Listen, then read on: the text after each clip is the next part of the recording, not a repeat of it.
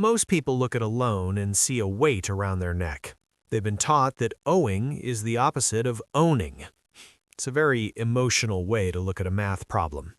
But if you look at the balance sheets of the most powerful countries and companies on Earth, you'll find they are almost never debt-free. In fact, they are often the biggest borrowers in history.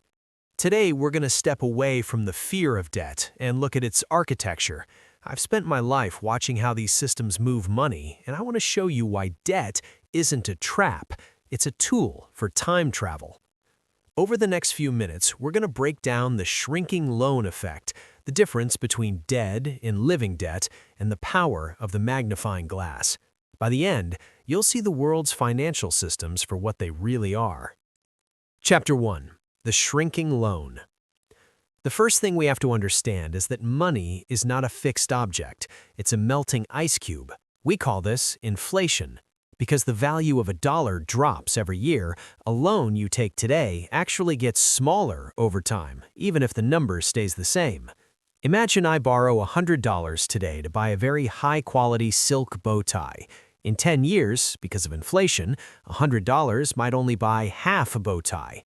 But the bank doesn't ask for half a bow tie back. They ask for the $100. By borrowing today, I'm using expensive money now and paying it back with cheap money later. I've effectively shorted the currency. This is why major corporations love long-term debt. They aren't in trouble. They are betting that the value of the dollar will fall faster than the interest they owe. It's a hedge against the future. But locking in a low rate is only half the battle. The real trick is knowing what that money is actually doing while you hold it. Chapter 2. Consumption versus production. There are two types of debt: dead debt and living debt. Most people get into trouble because they can't tell the difference.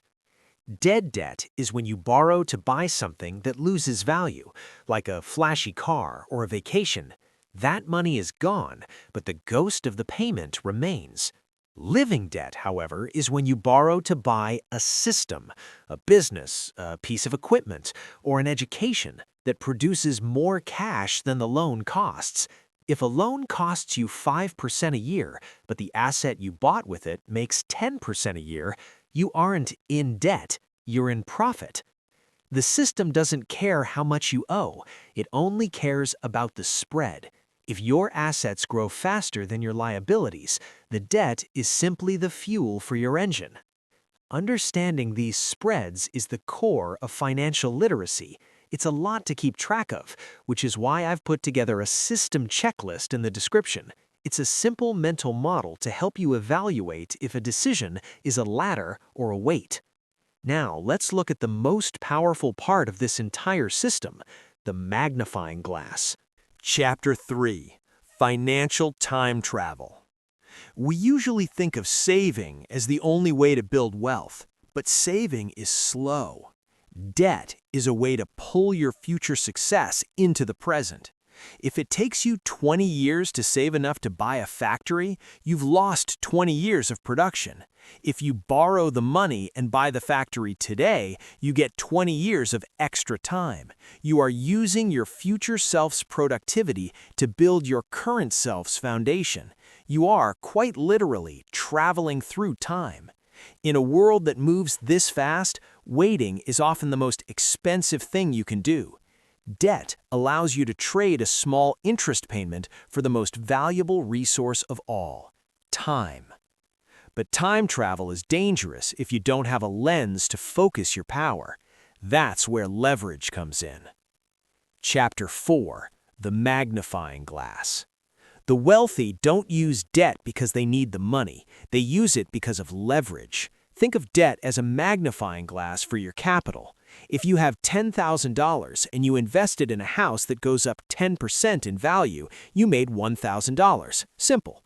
But if you use that $10,000 as a down payment for a $100,000 house, and that house goes up 10%, you didn't make $1,000, you made $10,000. You doubled your money using the bank's capital. This is the aha moment. Debt allows you to control a much larger system than you could ever afford on your own.